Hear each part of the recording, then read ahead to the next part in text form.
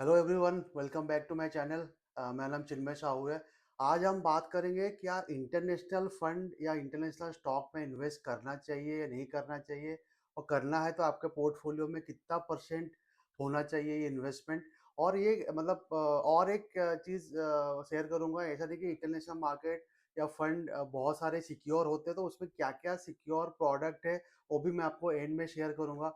तो ये सारी चीज़ें आप देखिए। अगर ये और एक चीज़ बोलूँगा, आप अगर पहली बार हमारा ये वीडियो देख रहे हो, हम एक्चुअली हमारा 14 साल का एक्सपीरियंस है इन्वेस्टमेंट और इन्वेस्टमेंट रिलेटेड प्रोडक्ट्स के ऊपर। हमारा कंपनी है जो हम ऑपरेट करते हैं पुणे में। तो सारी चीज़ें हम आपको यहाँ पे सिंपल वे में शेयर करते हैं कि इन्वेस्टमेंट प्रोडक्ट क्या होता है, और इन्वेस्टमेंट प्रोडक्ट के बारे में डिटेल बताते हैं कि प्रोडक्ट कैसा क्या होता है। तो आप ये वीडियोस देखोगे तो आपको आइडिया होगा और आपको नॉलेज होगा इन्वेस्टमेंट प्रोडक्ट के बारे में।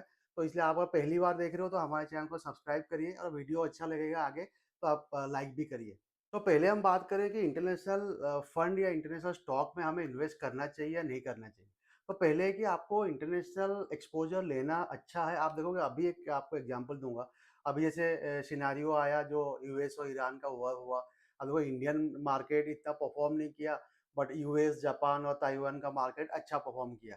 तो ऐसा कभी-कभी हो सकता है, बट इसलिए आप अपने इन्वेस्टमेंट या आपके पोर्टफोलियो में एटलीस्ट 15 से 20% आप इंटरनेशनल मार्केट में इन्वेस्ट करना चाहिए। तो आपको क्या और एक एग्जांपल दूँगा। आप देखोगे, हम जो भी डेली लाइफ में बहुत सारे प्रोडक्ट ऐसे यूज़ करते हैं जो इंडियन ब्रांड है ही नहीं।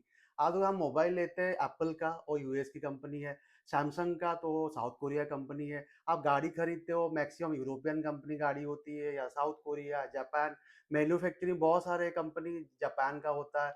आप अगर मोबाइल आप देखो, चाइनीज़ बहुत सारे ब्रांड हैं। आप अगर सॉफ्टवेयर यूज़ करते हो तो गूगल का रहेगा, यूएस का रहेगा, या तो ताइवान का रहेगा, या तो यूरोपियन कंपनीज़ का रहेगा। तो हम आपके घर में आप और आप अगर कपड़े भी पहनते हो, उसमें आप देखो बहुत सारे ब्रांड इंडियन ब्रांड है ही नहीं, जो अमेरिकन या यूरोपियन ब्रांड के रहेंगे।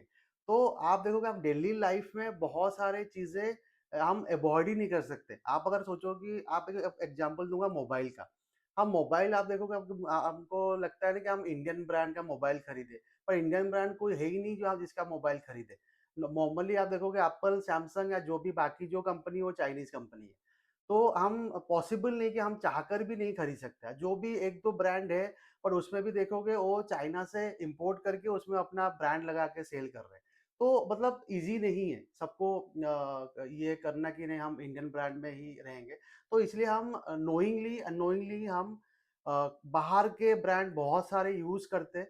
तो इसीलिए भी हमारा इन्वेस्टमेंट में भी, हमारे पोर्टफोलियो में भी बाहर का एक्सपोज़र होना चाहिए। तो सारी चीज़ें मैं आपको जो भी शेयर कर रहा हूँ, ये मेरा अंडरस्टैंडिंग है, और मैं आपको सारी चीज़ें ये इसीलिए शेयर कर रहा हूँ कि आपको भी सिंपल वे में समझ आना चाहिए, और मतलब आपका एक्सपोज़र होना चाहिए इंटरनेशनल मार्केट में। मैं पहले आपको 2 बताऊँगा कि आप म्यूचुअल फंड के थ्रू भी इन्वेस्ट कर सकते हो और डायरेक्ट स्टॉक में भी इन्वेस्ट कर सकते हो। तो फर्स्ट हम बात करेंगे डायरेक्ट स्टॉक में आप कैसे इन्वेस्ट कर सकते हो, है ना? आप अगर डायरेक्टली आपको स्टॉक मार्केट का आइडिया है, स्टॉक मार्केट कैसे इन्वेस्ट होता है और इंटरनेशनल मार्केट का भी आइडिया है, तो आप डायरेक्टली करो। और इंडिया में बहुत सारी कंपनी है जो बाहर मार्केट में इन्वेस्ट करवाती है। आप उनके थ्रू भी कर सकते हो, बट वहाँ पे कैसा है कि आपका मिनिमम जो इन्वेस्टमेंट अमाउंट है वो 10 लाख से ऊपर होना चाहिए। तो नॉर्मली हम जैसे छोटे अमाउंट इन्वेस्ट करना चाह रहे हैं, या कोई ट्राई करने के लिए भी इन्वेस्ट करना चाह रहे हैं, तो वहाँ पे नहीं हो सकता। और एक चीज़ शेयर करूँगा, आप अगर यूएस में डायरेक्टली डीमैट अकाउंट के थ्रू इन्वेस्ट कर रहे हो ना, यूएस में नॉमिनी सिस्टम नहीं है। नॉर्मली आप देखो, जैसे इंडिया में हम डीमैट अकाउंट ओपन करते हैं, कोई इन्वेस्टमेंट करते हैं, तो नॉमिनी सिस्टम रहता है, बट वहाँ पे नहीं है। तो वहाँ पे क्या है कि आपको जॉइंट अकाउंट खोलना पड़ेगा, फिर उसके थ्रू आपको इन्वेस्ट करना पड़ेगा। और यूएस में आप इन्वेस्ट कर रहे हो डीमैट अकाउंट के थ्रू, तो बहुत सारे कंट्री के स्टॉक आप इन्वेस्ट नहीं कर सकते हो। जापान हो गया, ताइवान हो गया, या साउथ कोरिया हो गया, तो बहुत सारे एक्सपोज़र आप वहाँ पे नहीं ले सकते। तो ये सारी चीज़ें आप ध्यान में रखोगे, तो इसमें बेटर क्या है, म्यूचुअल फंड। म्यूचुअल फंड क्या है कि आपको सारे स्टॉक का एक्सपोज़र देगा, और म्यूचुअल फंड एक वेल ऑर्गनाइज़्ड होता है, जहाँ पे सेबी और एम्फी वहाँ पे सारी चीज़ें मेजर करती है, और म्यूचुअल फंड में एक फंड मैनेजर सारी चीज़ें मैनेज करती है। और यहाँ पे छोटा अमाउंट और एसआईपी भी आप स्टार्ट कर सकते हो, तो आपका इंटरनेशनल मार्केट में एक्सपोज़र भी आएगा, और आपका इन्वेस्टमेंट डिफरेंट डिफरेंट कंपनी जैसे माइक्रोसॉफ्ट हो गया, देन एप्पल हो गया, ये सारे बड़ी कंपनी में भी आपका पैसा इन्वेस्ट होगा। और एक एग्जांपल आपको शेयर करूँगा। अब देखो अभी 3-4 महीने से यूएस और ईरान का जो वॉर हो रहा है और बहुत ऑल ओवर वर्ल्ड आपका एनर्जी क्राइसिस आ गया, ऑयल क्राइसिस आ गया, है ना?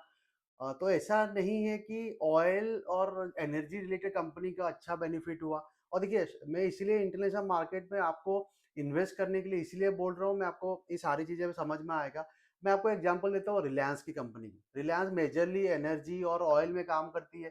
तो ये 4 महीने में जो एनर्जी क्राइसिस आया तो रिलायंस का शेयर तो 100 से 200% रिटर्न देना चाहिए ना। लेकिन ऐसा नहीं हुआ। उसका तो 1 साल का रिटर्न ऑलमोस्ट 10 से 15% है। तो शेयर मार्केट ऐसा नहीं है कोई कंपनी मान लीजिए कोई बैंक है, बैंक का तो अच्छा प्रॉफिट हो रहा, बट अगर वो सेक्टर या वो कंट्री या इकोनॉमी का अच्छा परफॉर्मेंस नहीं है तो वो स्टॉक भी परफॉर्म नहीं करेगा। तो सारी चीजें रिलेटेड है और शेयर मार्केट ऐसा है कि आप जितना डाइवर्सिफाइड हो और अगर इंटरनेशनल हम डाइवर्सिफाइड कर रहे हैं तो बहुत अच्छा ऑप्शन हो जाता है। इसलिए आपको मैं बोला कि थोड़ा पार्ट आपका इंटरनेशनली इन्वेस्टमेंट होना चाहिए। तो आपको मैं कुछ फंड सजेस्ट करूँगा, जैसे आईसीआईसीआई प्रूडेंशियल का US blue chip equity fund है, जो मेजरली यूएस पे जो मेजर कंपनीज़ है, माइक्रोसॉफ्ट हो गया, बहुत सारे जो मेजर लार्ज कैप कंपनीज़ है, ये सारे कंपनीज़ में इन्वेस्ट करता है। ये आईसीसी प्रूडेंशियल एएमसी के अंडर आता है, जो अच्छा म्यूचुअल फंड है, जिसमें आप इन्वेस्ट कर सकते हो। देन वो आपका और एक हो गया कोटक का है ग्लोबल इमर्जिंग मार्केट फंड, ये भी ग्लोबली इन्वेस्ट होता है और प्रॉपर्ली मैनेज हो रहा है। तो ये देखिए ये मैं फंड का नाम ले रहा हूँ इसका मतलब नहीं कि आप इसमें इन्वेस्ट करो।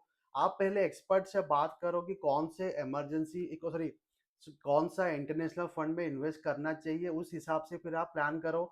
और आप अगर फाइनेंशियली प्लानिंग कर रहे हो या आप ऐसे इंटरनेशनली कोई फंड में इन्वेस्ट करना है या रिटायरमेंट प्लान करना है, चाइल्ड एजुकेशन प्लान करना है, उसके लिए भी आप हमें कांटेक्ट कर सकते हो। हमारे यूट्यूब चैनल डिस्क्रिप्शन में हमारा ईमेल आईडी है और मैं यहाँ पे मेरा इंस्टाग्राम का भी डिटेल शेयर करूँगा, उस पे भी हम आप मुझे कांटेक्ट कर सकते हो, हमें कांटेक्ट कर सकते हो।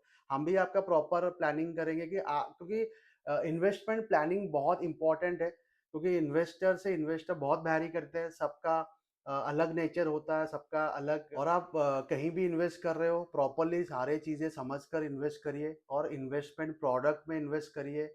इंश्योरेंस या कोई और ऐसे चीज़ में इन्वेस्ट मत करिए जो इन्वेस्टमेंट प्रोडक्ट नहीं है। सारी चीज़ें मैं डेली शेयर करता हूँ, बहुत सारे शॉर्ट्स शेयर करता हूँ रिलेटेड टू अलग-अलग प्रोडक्ट, वो भी आप चेक करिए और वीडियो अच्छा लगा तो लाइक करिए और ऐसे इन्फॉर्मेटिव वीडियोज़ आप अगर सब्सक्राइब कर चुके हो तो ठीक है, आपने सब्सक्राइब नहीं किया अभी तक तो सब्सक्राइब करिए और मिलते हैं नेक्स्ट वीडियो में। थैंक यू, जय हिंद।